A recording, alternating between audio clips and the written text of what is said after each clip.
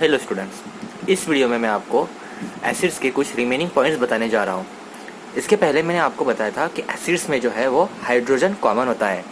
For example hydrochloric acid HCl, sulphuric acid H2SO4, nitric acid HNO3, acetic acid CH3COOH।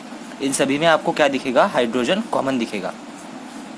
But कुछ compound ऐसे होते हैं like glucose C6H12O6, ethyl alcohol, इसमें भी आपको हाइड्रोजन कॉमन दिखेंगे। तो इसका मतलब हम इन्हें एसिड बोल सकते हैं क्या? नहीं, हम इन्हें एसिड नहीं बोल सकते। These are not acid, where these are acids.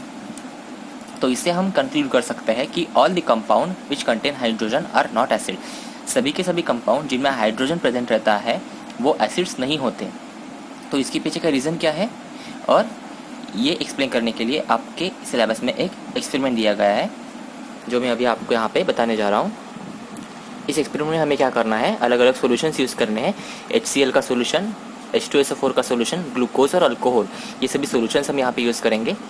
हम क्या करेंगे? सबसे पहले यहाँ पे एक बीकर लेंगे। उस बीकर में हम रबर कॉर्क रख देंगे। उस रबर कॉर्क के ऊपर हम आयरन नेल फिक्स कर देंगे। यहाँ पे 2 आयरन नेल फिक्स किए हैं और इन आयरन नेल को हम अटैच करेंगे बैटरी के साथ विथ स्विच एंड बल्ब। उसके बाद हम क्या करेंगे? इस बीकर में dilute hydrochloric acid that is HCl का सोल्यूशन यहाँ पे ऐड कर देंगे। ये सोल्यूशन ऐड करने के बाद हम यहाँ पे स्विच ऑन कर देंगे। स्विच ऑन करने के बाद ये जो बल्ब है वो ग्लो हो जाएगा। इसका मतलब क्या हुआ कि ये जो डाइल्यूट HCl का सोल्यूशन हमने यहाँ पे लिया था उसने इलेक्ट्रिसिटी कंडक्ट की, जिसके वजह से इस सर्किट में करंट फ्लो हो गया और यहाँ पे बल्ब जो है वो ग्लो हो गया। अगर इस डाइल्यूट HCl के जगह पे अगर आप sulphuric acid that is H2SO4 लोगे तो उस केस में भी इलेक्ट्रिसिटी कंडक्ट होगी और बल्ब ग्लो होगा। इसके कॉन्ट्रास्ट में अगर आप दूसरे बीकर में सेम सेटअप अरेंज करोगे, दैट इज़ रबर कॉर्क, उसमें आयरन नेल और उसे बैटरी के साथ कनेक्ट करोगे स्विच और बल्ब के साथ, और उसमें अगर ग्लूकोज सॉल्यूशन ऐड करोगे और उसके बाद अगर स्विच ऑन करोगे तो वहाँ पे बल्ब ग्लो नहीं होगा। इसका मतलब क्या हुआ? इस ग्लूकोज सॉल्यूशन ने इलेक्ट्रिसिटी कंडक्ट नहीं की, जिसकी वजह से यहाँ पे बल्ब जो है वो ग्लो नहीं हुआ। तो इससे हम क्या कंक्लूड कर सकते हैं कि ये जो सॉल्यूशन है वो एसिड है और ये एसिड नहीं है, क्योंकि इसके पहले हमने प्रॉपर्टीज़ में पढ़ा था कि एसिड्स आर इलेक्ट्रोलाइट्स, मतलब वो इलेक्ट्रिसिटी कंडक्ट करते हैं, और यहाँ पे ग्लूकोज ने इलेक्ट्रिसिटी कंडक्ट नहीं की। इसका मतलब ये जो है वो एसिड नहीं है। तो एक्चुअली इसके पीछे का रीज़न क्या है? मैंने आपको बताया था कि जब कभी भी आप एसिड को वाटर में ऐड करोगे, एसिड को अगर आप वाटर में ऐड करोगे तो वहाँ पे क्या होता है? आयनाइजेशन हो जाएगा। ये जो एसिड रहेगा उसका आयनाइजेशन, आयंस फॉर्म हो जाएंगे, H पॉजिटिव और Cl निगेटिव, इस तरह के आयंस फॉर्म हो जाएंगे। और हमें पता है कि इलेक्ट्रिसिटी कंडक्ट करने के लिए वहाँ पे करंट कैरी करने के लिए आयंस चाहिए होते हैं। अगर आयंस रहेंगे वहाँ पे जो करंट कैरी कर सकते हैं तो वहाँ पे इलेक्ट्रिसिटी कंडक्ट होगी। तो इस केस में क्या हुआ है? आयंस फॉर्म हो गए। इस एसिड को वाटर में ऐड करने के बाद, डाइल्यूट है इसका मतलब उसमें क्या है? वाटर है। तो उस वाटर में ऐड करने के बाद वहाँ पे क्या फॉर्म हो गए हैं? आयंस फॉर्म हो गए, और इस आयंस की वजह से यहाँ पे करंट कैरी हुआ है, जिसके वजह से यहाँ पे बल्ब ग्लो हुआ। और ग्लूकोज के केस में क्या हुआ? या इस केस में वाटर में ऐड करने के बाद, ग्लूकोज को वाटर में ऐड करने के बाद वहाँ पे इस कोई भी आयंस फॉर्म नहीं हुए, H पॉजिटिव जैसे आयंस वहाँ पे फॉर्म नहीं हुए, जिसके वजह से यहाँ पे करंट कैरी करने के लिए ही आयंस नहीं रहेंगे तो इलेक्ट्रिसिटी कहाँ से कंडक्ट होगी? इसलिए इस केस में बल्ब जो है वो ग्लो ही नहीं हुआ। तो ये बेसिक रीज़न है इसके पीछे का कि ग्लूकोज ने इलेक्ट्रिसिटी कंडक्ट नहीं की और HCl ने इलेक्ट्रिसिटी कंडक्ट की। तो हम बोल सकते हैं कि सभी के सभी कंपाउंड जिनमें हाइड्रोजन होता है वो एसिड्स नहीं होते। इस एक्सपेरिमेंट से आप ये शो कर सकते हो। इसके बाद आपको नेक्स्ट एक्सपेरिमेंट बताना है मुझे। इसके पहले मैंने आपको बताया था कि जो कुछ भी एसिड्स होता है उनको एसिडिक प्रॉपर्टी क्यों मिली है। मैंने आपको बताया था जब भी हम एसिड्स को, फॉर एग्जांपल HCl, उसे आप अगर वाटर में ऐड करोगे, वाटर में अगर ऐड करोगे तो उसमें क्या होता है? उसका आयनाइजेशन होगा, H पॉजिटिव और Cl नेगेटिव, इस तरह से उसका क्या होता है? आयनाइजेशन या फिर डिसोसिएशन होता है। अगर दूसरा एसिड मैंने लिया H2SO4, उसमें भी क्या होगा? H पॉजिटिव और SO4 2 नेगेटिव, और यहाँ पे बैलेंस करने के लिए यहाँ पे 2। उसके बाद HNO3, इसमें भी क्या होता है? H पॉजिटिव और NO3 negative. Acetic acid CH3COOH, CH3COO negative और H पॉजिटिव। इन सभी केस में आपको दिख रहा होगा कि ये सभी एसिड्स को वाटर में ऐड करने के बाद क्या हुआ है, H पॉजिटिव आयंस फॉर्म हुए हैं, और ये H पॉजिटिव आयंस की वजह से ही इन एसिड को एसिडिक प्रॉपर्टी इम्पार्ट हुई है। This H positive is responsible for the acidic properties of the acids. मतलब जब तक ये H पॉजिटिव आयन फॉर्म नहीं होगा ये एसिड की तरह बिहेव ही नहीं करेगा।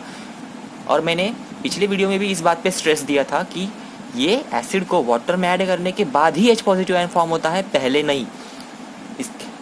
इस एसिड्स को वाटर में ऐड करने के पहले यहाँ पे H पॉजिटिव आयन फॉर्म नहीं हुआ था, जिसकी वजह से वो एसिड की तरह बिहेव नहीं करेगा। ये एसिड्स को वाटर में ऐड करने के बाद H पॉजिटिव आयन फॉर्म होगा, और ये H पॉजिटिव आयन की वजह से वो एसिड की तरह बिहेव करेगा। तो हमें इस एक्सपेरिमेंट में शो करना है कि एसिड जो होते हैं वो वाटर के अब्सेंस में एसिडिक प्रॉपर्टी शो नहीं करते। मैंने अभी आपको बताया कि वाटर के प्रेजेंस में ही H पॉजिटिव आयन फॉर्म होता है, जिसकी वजह से वो एसिड की तरह बिहेव करेगा। तो हमें यही एक्सपेरिमेंट के थ्रू हमें शो करना है। इस एक्सपेरिमेंट में हमें क्या करना है, एक टेस्ट ट्यूब लेनी है। हमें कम्प्लीटली ड्राई टेस्ट ट्यूब यहाँ पे लेनी पड़ेगी, क्योंकि हमें क्या शो करना है कि एसिड्स जो होते हैं वो वाटर के अब्सेंस में एसिडिक प्रॉपर्टी शो नहीं करते। तो हमें यहाँ पे वाटर कम्प्लीटली अब्सेंट रखना पड़ेगा, वाटर यहाँ पे हमें नहीं चाहिए। तो हमें कम्प्लीटली ड्राई टेस्ट ट्यूब लेनी पड़ेगी। उस ड्राई टेस्ट ट्यूब में हम क्या करेंगे, sodium chloride that is NaCl add करेंगे। ये सोडियम क्लोराइड यहाँ पे ऐड करने के बाद हम इसमें ऐड करेंगे कॉन्सेंट्रेटेड H2SO4। एक्चुअली हम ये सब क्यों कर रहे हैं, रिएक्शन से पता चलेगा आपको। क्या लिया है हमने उस टेस्ट ट्यूब में, NaCl लिया है, उसमें हम ऐड करेंगे H2SO4। ये डबल डिस्प्लेसमेंट रिएक्शन होगी, Na2SO4 और HCl, एक्सचेंज ऑफ आयन होता है यहाँ पे। तो यहाँ पे क्या फॉर्म हुआ है, HCl। तो इस केस में यहाँ पे क्या फॉर्म होगा, HCl फॉर्म होगा। बट ये HCl जो है वो गैस के फॉर्म में रहेगा।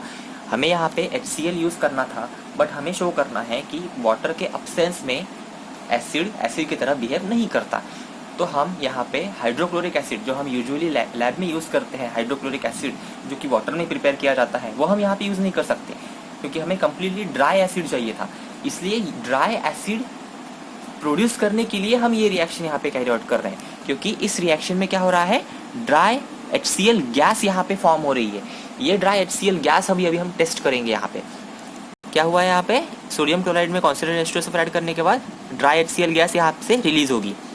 ये HCl गैस को हमें कंट्रोल करना है, जिसके लिए हमने यहाँ पे एक रबर कॉर्क और उसके साथ एक डिलीवरी ट्यूब यहाँ पे अटैच की है। इस डिलीवरी ट्यूब से क्या होगा, HCl गैस बाहर आएगी। अब हम क्या करेंगे, इस ट्यूब के सामने लिटमस पेपर रखेंगे। हमें पता है जो लिटमस पेपर होता है, अगर ब्लू लिटमस पेपर को आप एसिड के कांटेक्ट में लाओगे तो वो रेड में कन्वर्ट हो जाएगा। तो हमने यहाँ पे क्या किया है, एक ड्राई लिटमस पेपर लिया है और वो HCl के सामने हम टेस्ट कर रहे हैं। यूजुअली एसिड में क्या करना चाहिए, ब्लू लिटमस पेपर को रेड में कन्वर्ट करना चाहिए, बट ये HCl गैस अगर इसके कांटेक्ट में आई उसके बाद भी ये लिटमस पेपर जो है वो कलर चेंज नहीं करता, वो ब्लू का ब्लू ही रहता है। उसके कॉन्ट्रास्ट में अगर हम ये लिटमस पेपर को वेट करेंगे, वाटर में ऐड करने के बाद उसे अगर हम इसके कांटेक्ट में लाएंगे, मतलब मॉइस्ट लिटमस पेपर को अगर हम इसके कांटेक्ट में लाएंगे, तो ये ब्लू लिटमस पेपर का कलर जो है वो रेड में कन्वर्ट हो जाएगा। यहाँ पे बोथ केसेस में क्या हुआ है, HCl गैस जो है वो ड्राई है, इसमें कोई वाटर नहीं है, और ये भी ड्राई ही था, इसमें भी कोई वाटर नहीं था। तो यहाँ पे क्या हुआ, नो कलर चेंज। बट यहाँ से जैसे ही dry HCl gas moist litmus paper के कांटेक्ट में आई, ये ब्लू लिटमस पेपर रेड में कन्वर्ट हो गया। तो इससे हम बोल सकते हैं कि ये HCl हाइड्रोजन क्लोराइड जो गैस यहाँ से रिलीज हुई थी, इसने एसिडिक प्रॉपर्टी यहाँ पे शो नहीं की। एसिड की प्रॉपर्टी होती है ब्लू लिटमस पेपर को रेड में कन्वर्ट करना, बट यहाँ पे HCl ने अपनी एसिडिक प्रॉपर्टी शो नहीं की, क्योंकि यहाँ पे वाटर अब्सेंट था। बट यहाँ पे वाटर क्या है, प्रेजेंट है, क्योंकि हमने लिटमस को क्या किया है, वेट किया है। तो जैसे ही ये dry HCl gas wet litmus paper के कॉन्टेक्ट में आई तो वो रेड में कन्वर्ट हो गया। तो इससे हम बोल सकते हैं कि जो एसिड होता है वो वाटर के प्रेजेंस में ही अपना प्रॉपर्टी क्या करता है, शो करता है। तो एक्चुअली यहाँ पे ऐसे क्यों हुआ, मैंने अभी आपको यहाँ पे बताया था कि एसिड को वाटर में ऐड करने के बाद क्या होता है, H पॉजिटिव आयन फॉर्म होता है जो एसिड की तरह बिहेव करेगा। तो जैसे ही ये HCl गैस जो यहाँ से रिलीज हुई थी वो वाटर में डिजॉल्व हो गई। लिटमस पेपर में जो वाटर था उसमें जैसे ही वो डिजॉल्व हो गई, तो डिजॉल्व होने के बाद वहाँ पे H पॉजिटिव आयन फॉर्म हो गया, और ये H पॉजिटिव आयन की वजह से वो लिटमस में कलर चेंज हो गया। तो ये जो सेपरेशन जो होता है, H पॉजिटिव आयन का सेपरेशन जो होता है एसिड से, वो वाटर के अब्सेंस में नहीं हो सकता। ये H पॉजिटिव आयन का सेपरेशन वाटर के कांटेक्ट में ही हो सकता है, जिसके वजह से HCl जो गैस थी उसने एसिडिक बिहेवियर शो किया only in the presence of water. जब तक आप लिटमस पेपर को वेट नहीं करोगे तब तक वो HCl गैस जो है वो कलर चेंज शो नहीं करेगी। तो इस एक्सपेरिमेंट से हम शो कर सकते हैं that is acidic behaviour of acid is shown only in the presence of water. उसके बाद नेक्स्ट टॉपिक मैं आपको बताने जा रहा हूँ strong acid and weak acid. हमने क्लासिफिकेशन ऑफ एसिड पढ़ा था जिसमें मैंने स्ट्रॉन्ग और वीक एसिड के बारे में आपको थोड़ा इन्फॉर्मेशन दिया था। अभी हम इसे डिटेल में यहाँ पे पढ़ेंगे। स्ट्रॉन्ग एसिड और वीक एसिड एक्चुअली होता क्या है। स्ट्रॉन्ग एसिड मतलब ऐसा एसिड जो वाटर में ऐड करने के बाद कंप्लीटली आयोनाइज हो जाता है। फिर से वही कंसेप्ट मैं आपको बताने जा रहा हूँ। जब भी आप एसिड को वाटर में ऐड करोगे, फॉर एग्जांपल HCl को वाटर में ऐड करोगे, तो वहाँ पे आयोनाइजेशन होता है। ये मैंने आपको बहुत बार बताया। तो ये जो आयोनाइजेशन है, अगर कंप्लीट आयोनाइजेशन हो रहा है, मतलब जितना HCl हमने वाटर में ऐड किया अगर पूरा का पूरा आयंस में कन्वर्ट हो रहा है, तो हम बोल सकते हैं वो कंप्लीट आयोनाइज हो गया। तो अगर इस तरह का अगर कंप्लीट आयोनाइजेशन अगर हो रहा है तो उस एसिड को हम स्ट्रॉन्ग एसिड्स बोलेंगे। जैसे कि H2SO4, जितना H2SO4 मैंने वाटर में ऐड किया अगर वो कंप्लीटली आयंस में कन्वर्ट हो रहा है तो उसे भी हम क्या बोल सकते हैं, स्ट्रॉन्ग एसिड बोल सकते हैं। तो इस तरह का एसिड जो कंप्लीट आयोनाइज होता है उसे स्ट्रॉन्ग एसिड बोला जाता है। और क्योंकि यहाँ पे कंप्लीट आयोनाइज हो रहा है तो यहाँ पे हाइड्रोजन आयन जो है वो लार्ज अमाउंट में प्रोड्यूस होंगे। हाइड्रोजन आयन जो है वो लार्ज अमाउंट में प्रेजेंट रहेंगे। इसके कॉन्ट्रास्ट में अगर कोई एसिड है, फॉर एग्जांपल एसिडिक एसिड, इसे आप वाटर में ऐड करोगे तो ये आयोनाइज हो जाएगा CH3COO negative plus H positive. But कुछ आयंस जो है वो एक दूसरे के साथ कंबाइन होके फिर से एसिडिक एसिड बना देंगे। तो यहाँ पे आयोनाइजेशन कंप्लीट नहीं हुआ, पार्शियल हो गया। तो इस तरह के एसिड को बोला जाता है वीक एसिड। स्ट्रॉन्ग एसिड में क्या हुआ है, कंप्लीट आयोनाइजेशन हुआ है, और यहाँ पे पार्शियल या फिर इनकम्प्लीट आयोनाइजेशन हो गया है। तो यहाँ पे जो मैंने एरो दिखाया है वे सिंगल एरो दिखाया है फॉरवर्ड डायरेक्शन में। इसका क्या मतलब है कि ये जो HCl था वो कंप्लीट कन्वर्ट हो रहा है आयंस में, जिसके लिए मैंने यहाँ पे सिंगल एरो दिखाया है फॉरवर्ड डायरेक्शन। और यहाँ पे आप देख सकते हो मैंने डबल एरो दिखाया है forward and as well as backward. इसका मतलब ये आयंस भी फॉर्म हो रहा है और कुछ आयंस कंबाइन होकर फिर से कंपाउंड फॉर्म कर रहे हैं। इसका मतलब अगर इस सॉल्यूशन में आप देखोगे तो आपको H पॉजिटिव आयन भी दिखेंगे, ये एसिडेट आयन भी दिखेंगे और ये कंप्लीट मॉलिक्यूल भी दिखेगा। ये तीनों दिखेंगे आपको सॉल्यूशन में। बट इस केस में अगर आप HCl का सॉल्यूशन वाटर का सॉल्यूशन अगर देखोगे, HCl वाटर का सॉल्यूशन अगर देखोगे तो उसमें आपको सिर्फ H positive Cl negative ions दिखेंगे। HCl ऐसा मॉलिक्यूल नहीं दिखेगा, HCl मॉलिक्यूल नहीं रहेगा वहाँ पे, only H positive and Cl negative ions will be present. और यहाँ पे ये तीनों स्पीसीज प्रेजेंट रहेंगे उस सॉल्यूशन में। तो यहाँ पे सिंगल एरो दिखाना पड़ता है स्ट्रॉन्ग एसिड का आयोनाइजेशन, और वीक एसिड का आयोनाइजेशन के लिए डबल एरो दिखाना पड़ता है। तो यहाँ पे H पॉजिटिव का अमाउंट जो है वो स्ट्रॉन्ग एसिड में ज़्यादा रहेगा और वीक एसिड में इसका अमाउंट जो है वो कम रहेगा, क्योंकि कुछ आयन जो है वो एक दूसरे के साथ कंबाइन होकर फिर से कंपाउंड फॉर्म कर देंगे। और यहाँ पे एक इम्पॉर्टेंट बात, बहुत सारे स्टूडेंट इसमें कंफ्यूज होते हैं कि वो कंसिडर करते हैं स्ट्रॉन्ग एसिड को कॉन्सेंट्रेटेड एसिड में, और जो वीक एसिड होता है उसे कंसिडर करते हैं डाइल्यूट एसिड। तो ये जो कंसेप्ट है ये कम्प्लीटली रॉन्ग है। Strong acid is not concentrated acid and weak acid is not dilute acid. Concentrated and dilute, इसका क्लासिफिकेशन में भी मैंने आपको बताया था। कॉन्सेंट्रेटेड मतलब जिसमें वाटर कम रहता है, एसिड ज़्यादा रहेगा, और डाइल्यूट मतलब जिसमें वाटर की क्वांटिटी ज़्यादा रहती है। तो एक्चुअली अगर हमारे पास कोई स्ट्रॉन्ग एसिड है, फॉर एग्जांपल मेरे पास स्ट्रॉन्ग एसिड H2SO4 है, उसका अगर मुझे कॉन्सेंट्रेटेड सॉल्यूशन चाहिए तो मैं वैसे ही यूज़ करूँगा, थोड़ा small amount of water add करके भी यूज़ कर सकता हूँ। जो हो गया कॉन्सेंट्रेटेड एसिड, और उसे अगर मुझे डाइल्यूट करना है तो उसे मैं डाइल्यूट वाटर ऐड कर दूंगा। तो इसका मतलब strong acid can be concentrated as well as dilute. Strong acid जो है वो कॉन्सेंट्रेटेड भी रह सकता है या फिर डाइल्यूट भी रह सकता है। इसलिए आप इस तरह से कंसिडर मत करो कि स्ट्रॉन्ग एसिड यानी concentrated acid and weak acid मतलब डाइल्यूट एसिड। यहाँ पे जो स्ट्रॉन्ग वर्ड हम यहाँ पे यूज़ कर रहे हैं वो कॉन्सेंट्रेशन शो नहीं कर रहा है, वो सिर्फ डिग्री ऑफ आयोनाइजेशन शो करेगा, मतलब कितना आयोनाइज हुआ है। यहाँ पे कंप्लीट आयोनाइज हुआ है जिसके लिए स्ट्रॉन्ग, यहाँ पे पार्शियल आयोनाइज हुआ है जिसके लिए हमने वर्ड यूज़ किया है वीक। ठीक है, अगर यहाँ पे H पॉजिटिव आयन ज़्यादा है तो इसका मतलब आयन ज़्यादा रहेंगे, इसके लिए ये स्ट्रॉन्ग एसिड जो रहते हैं वो स्ट्रॉन्ग इलेक्ट्रोलाइट्स रहते हैं, और इसमें आयंस कम रहेंगे क्योंकि कुछ आयंस जो है वो कंबाइन हो गए हैं, आयंस कम रहेंगे, इसके लिए ये वीक इलेक्ट्रोलाइट्स रहेंगे, मतलब इलेक्ट्रिसिटी जो है वो वीक कैरी करेंगे, और ये स्ट्रॉन्ग इलेक्ट्रोलाइट्स रहते हैं। मतलब अगर इसके सॉल्यूशन में आप बल्ब ग्लो करोगे तो वो ब्राइटली ग्लो करेगा, और इस केस में अगर आप बल्ब अटैच करोगे तो वो वीकली ग्लो करेगा।